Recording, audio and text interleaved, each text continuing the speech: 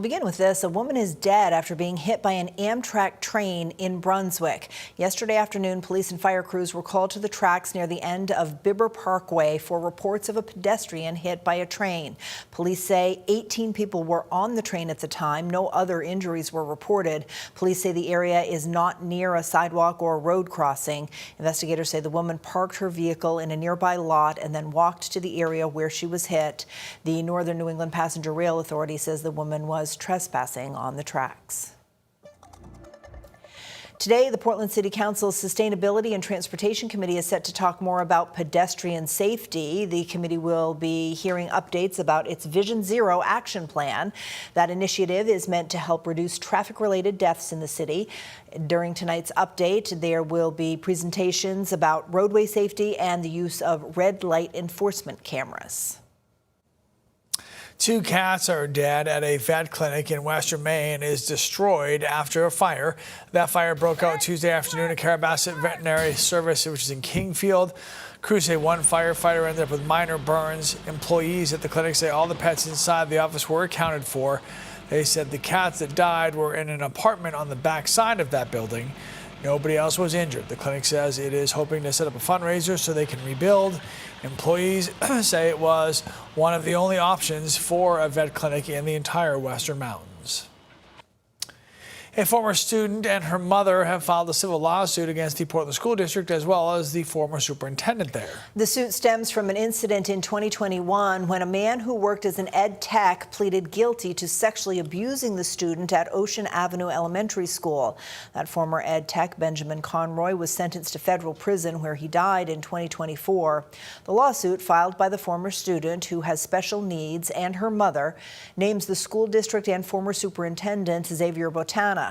It claims they violated the student's human and civil rights and were negligent, causing emotional distress. The family's attorney argues that the district knew or should have known that Conroy posed a risk to the girl and failed to prevent the sexual assault from happening during the school day. The Portland Public School District in this instance violated their own policies by allowing a male individual to work with this child, and number 2, to allow him to be in a one-on-one environment where others could not see him. The family is seeking compensation for what happened. Yesterday, attorneys for the district and the former superintendent filed a motion asking the court to dismiss the case, arguing that the lawsuit fails to state a claim upon which relief can be granted.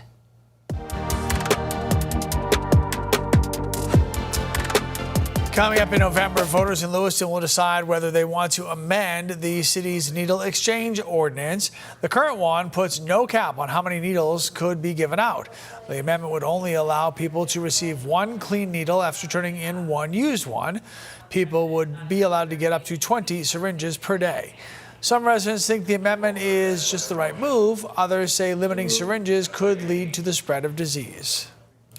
The reason needle exchanges operate, syringe service programs operate, is to prevent the spread of HIV and hepatitis B, and I hope that the public keeps that in mind and lets them do their job. We don't know if it's spreading disease or not spreading disease, because I don't believe anyone goes in there and gets tested. So the responsible thing to do is to require them to bring those dirty needles back.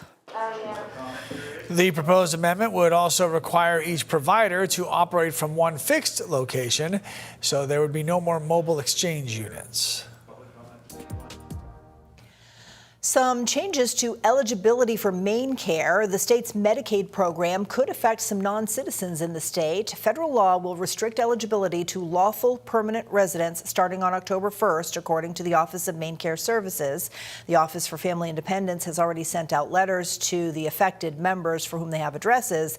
Maine Care Services is recommending that if you fall into this category, make sure that your contact information is up to date and that you report any changes in immigration status since May of this year. Planned Parenthood and Maine Family Planning are once again receiving federal funding through Medicaid. Those organizations starting getting payments again back on Sunday, following more than 1 year of being cut off. Now, they cannot charge Medicaid for any abortion services.